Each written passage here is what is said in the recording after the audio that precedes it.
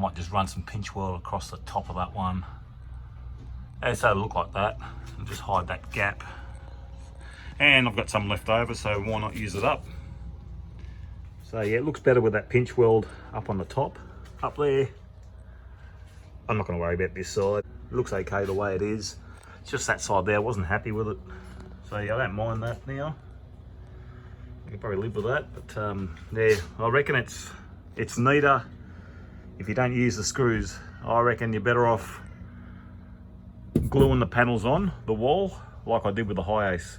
I reckon it's a neater job because now you see the screws, but I've just got to live with that. You can see the screws. If you want a neat job, glue the panels, put some slats on the wall of the van. Just go have a look at my Hi-Ace videos if you're not sure what I mean. I screwed the slats on to the wall of the van, and then I liquid nailed the panel to the slats, and it was a neat job, it really was. Now before I put my bench top on, look at this mess I've got down here. Now this is all my wires. They're all my earths right there. All the earths go into one spot. So any more earths I will screw into this. Okay, so the rear bench is on. Now I'm just going to use some 90-degree brackets just to fasten the bench on.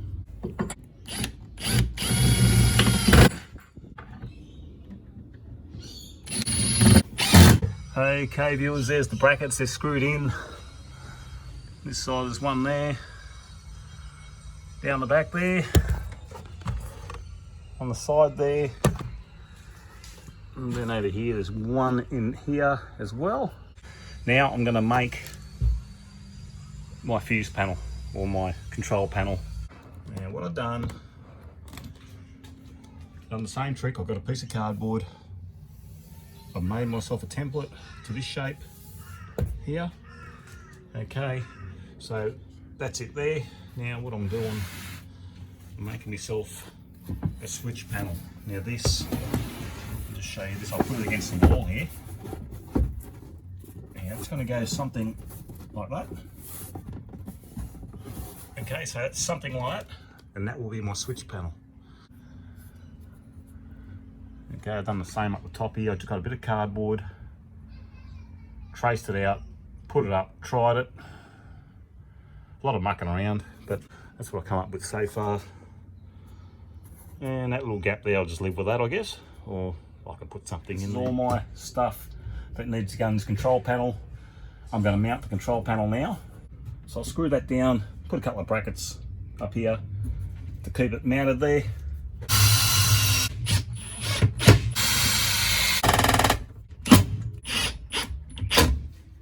Now I'm just lining up my holes for my power board. So I've just got a bit of baking paper. So if you want to transfer any holes or anything like that, just get some baking paper, put it on the back of your power board. There's one hole. And there's two holes. I'll transfer them onto the board, and that's where I'll put my screws, and it should fit perfectly when I put my power board on. Get rid of that. And now that should fit on. Alright, so that's the power board that's on. So now I'll do the rest. The fuse box will be there. Control panel there. My inverter switch there. My Anderson connector, that'll be here. Just like that. These are from a company called Jamden Gear. They supplied me a couple of covers for Anderson plugs when I did my lithium battery box video. I got these off their eBay store.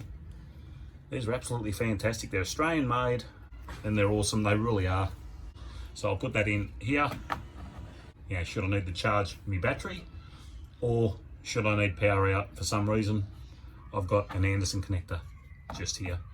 That's all I'm going to have on my control panel. That is it. I'll just get my jigsaw out and I'll start cutting it all out, and then I'll put them in place, and then I'll show you when I wire it up. I've cut out my holes. Probably a lot easier buying one of these. I think this was about $35 for this. And if you're doing this sort of thing, probably makes it easier just to buy one of these. And pretty much your wiring's done on the back. I'm going to change a bit of the wiring on the back here. I'm actually using the switches for my lights in the van. That's pretty much what I'm using these for, and there'll always be power at the cigarette lighter and at the USB. There will always be power. So generally these are wired to turn them on and off. So I pulled that's the switch wire from the switch to the USB. I'll be just using these for something else instead. There'll be permanent power to these plugs. It's coming together. Now I'll just show you how these fit. So you've got to take the Anderson plug off your cables. I've done a video on how to do that. You just get a small, very small screwdriver, just push down on one of these clips and just pull your cable out. I pulled the 2 bolts out that were in there. You simply put that in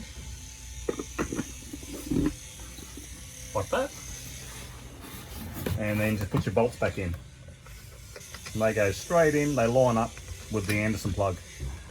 And just screw them straight in. All I have to do now is clip these lugs, plug these back in, and that's it. It'll be working. The plus is on that side.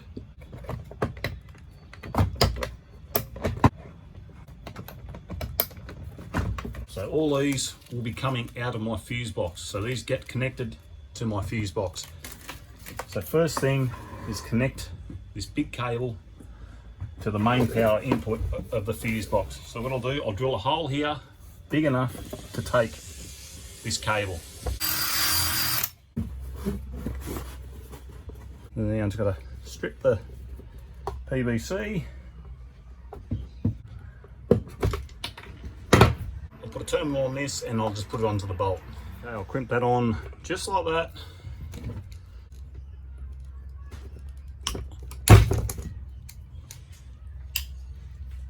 Okay, she's on. Okay, I'll get some heat on that now and just heat shrink that on.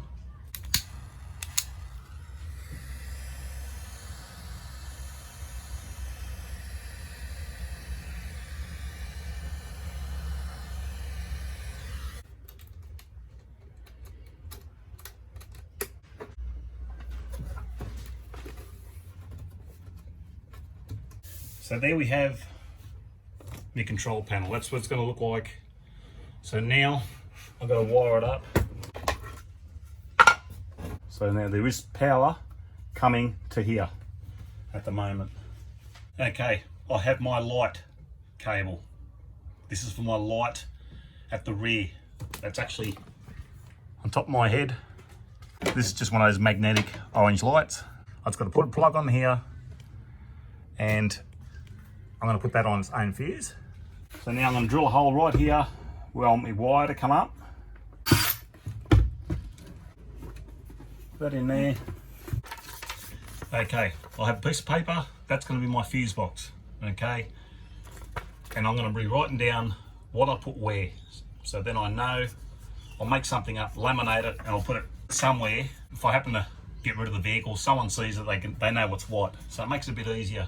And also, doing this yourself, it makes it easier for you to find something if you've got a fault, because you know where you put wires and you know what you've done. I'm going to put my light on now, and then I'll put the plug on the light and I'll show you how it works. So as you give it a twist, I double it over, then I put my terminal on, and I crimp it. Give it a tug to make sure it's tight. Now I put this on here. Okay viewers, now I'll put the plug on the light. So now I will plug that in together, and you watch the red light come up on the fuse box, indicating it's a blown fuse. Okay, so put the camera there. Okay, that is connected, right? That is the rear light. Now I will connect the rear light and you'll see the red light come up on the fuse box, as you see there. So that means the fuse is blown, okay? So the beauty about this fuse box, if it's blown, the red light comes up. You simply put a fuse in. Let's put that fuse in there. So the fuse is in, and you'll see my rear light's on. That's my orange light. And that's it. That's pretty much how I'm going to do the fuse box. I'm going to go along and do each individual item. Okay, and then I'll pull these wires through and like tidy it all up. I've got to make it look presentable at the front. Back of the panel doesn't matter. It doesn't matter what it looks like at the back. Just got to make it presentable at the front. There'll be a big mess at the back here, but if you look how a caravan's made, you'll be surprised how much mess is behind them walls. Okay, this wire has to go to the switch so I can turn it on and off from here. So now I'll take the fuse out. Right. So this wire will get pulled in. Right. I need to put this into the switch, which will be the top one here. So I need to cut this wire here. I need to put one terminal here, put the terminals on here, and it'll be on my switch. Now I'll put them in this switch. So I turn the switch on, it wants the fuse. So now I'll put the fuse in. That's my 5 amp for my rear light. It's one fuse in, right? That's one circuit completed. So now I'll just turn my light on. And as you can see, you switch, and there's my light. I'll keep going, so I don't have to go through every circuit that I'm doing. I'm just doing the same thing on each one. Okay, viewers, I'm coming to the end of my wiring. So now, these are just my cigarette lighters.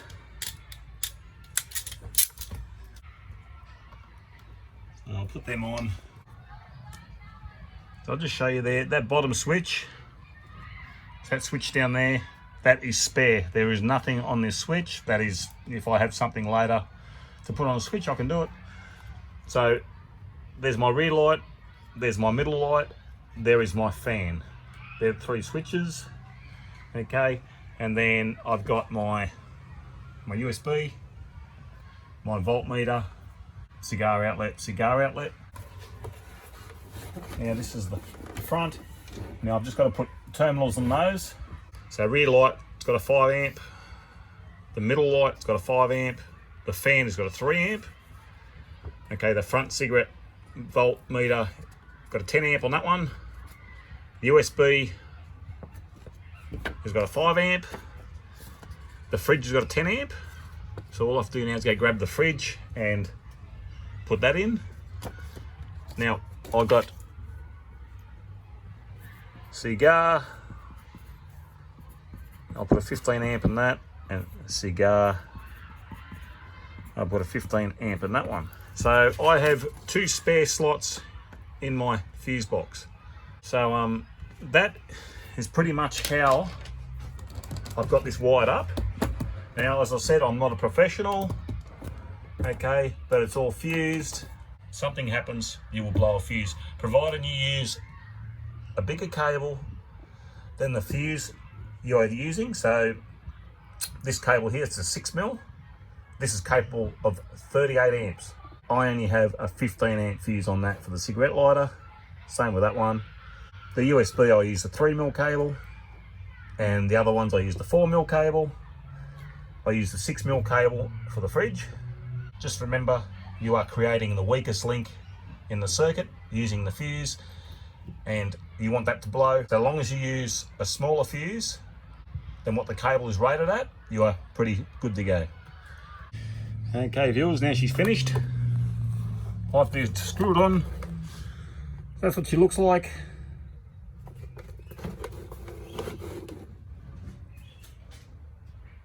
So that's it there. I've got a light in the center there, it's just a magnetic light. And I've got a couple of lights here. Inverter works.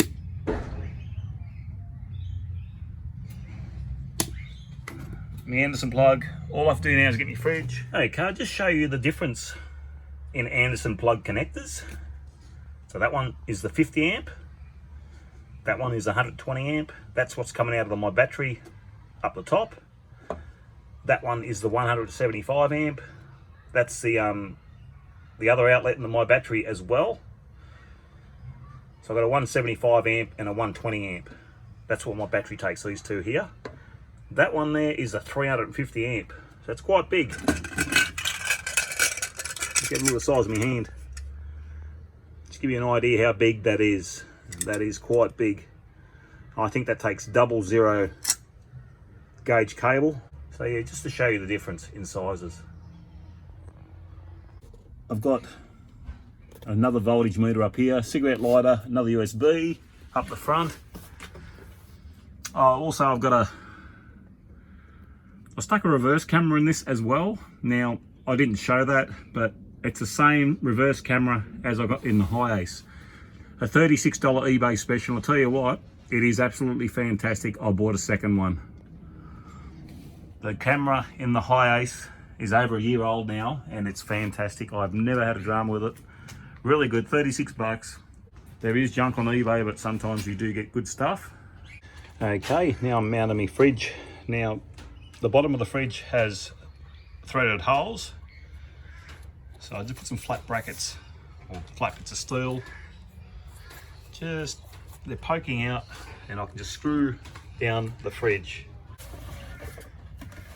I think that should do it pretty much there. That way I can get to the fridge from outside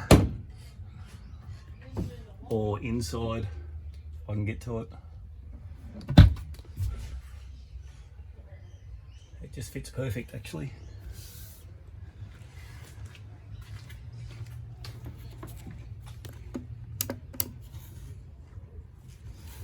Been a good little fridge, this really has. Fantastic fridge. She's screwed down to the bench and it's going nowhere. She opens there. I had to move it forward a bit because I needed to allow the fan to breathe from the motor, so when the door's closed. And so I had to overlap it just a touch over here, but that'll be fine. The mattress will slide underneath. That should be alright. No problem at all. But yeah, it's coming together quite well. So that one there, I got the light there. And then that one is the other light, but there's no light there at the moment. This one is the fan under the bed. You can hear that. So, just gives a bit of ventilation under the bed in case the things get hot.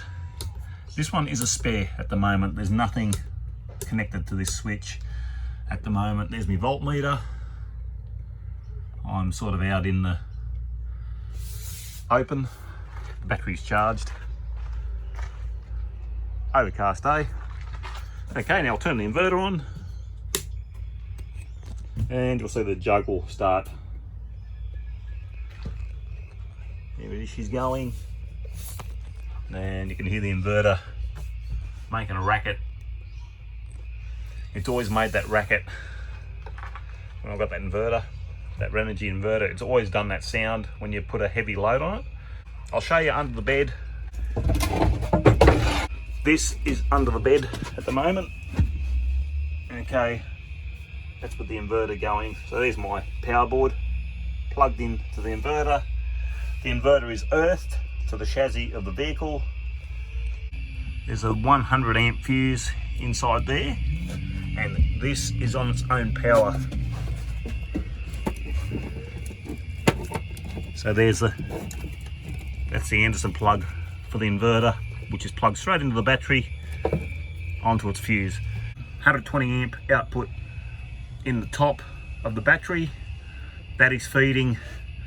I've got an 80 amp fuse for that fuse box. So that cable down the bottom, that one right there, that is plugged into the battery on an 80 amp fuse. There is no way in the world I'll use 80 amps. Not a chance.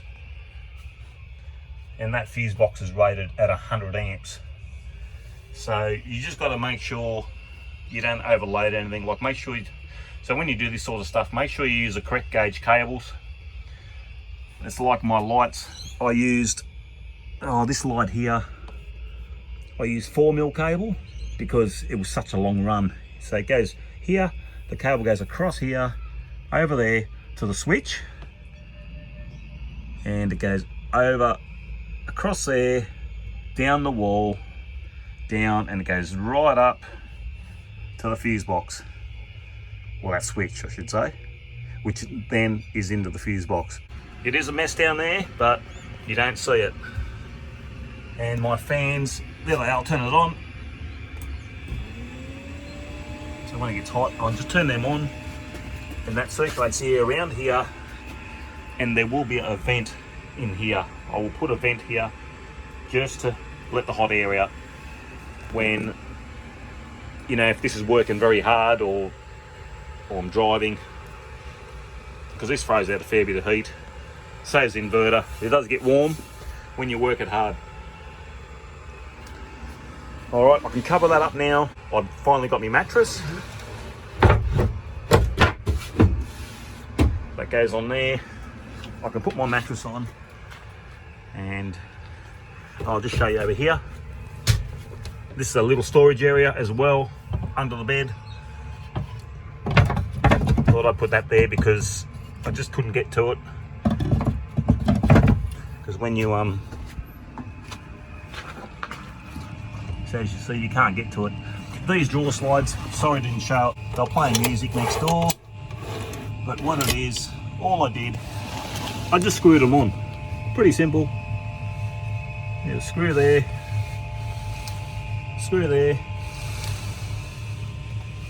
and there's another, you'll see another screw there. And these drawer slides, I think these take 125 kilos on the pair, that is. So a pair, they're rated to 125. I don't think I'll put 125 kilos in them drawers. This is mainly used for clothes. So that's what I'm thinking anyway. And the back drawers, these are the same. They'll be 125 kilos as well. This one might be sort of, I don't know. But I'm thinking, put a camp chair in there. Put your big stuff in there. And sort of incorporate the kitchen in with it. And also it's a bench top if you need extra bench space. I'm just working on the double bed part. So I've got a lip there to put my board on, and it can rest on there. I'm going to use that for like a little, I don't know, a little storage area. Put some cans in or something. I'm not going to worry about a roof fan. I forgot to mention that earlier. I'm going to try it without a roof fan. I think it should be all right with just opening up a couple of windows and a small fan in here. I'm just getting Stephen to put the awning on.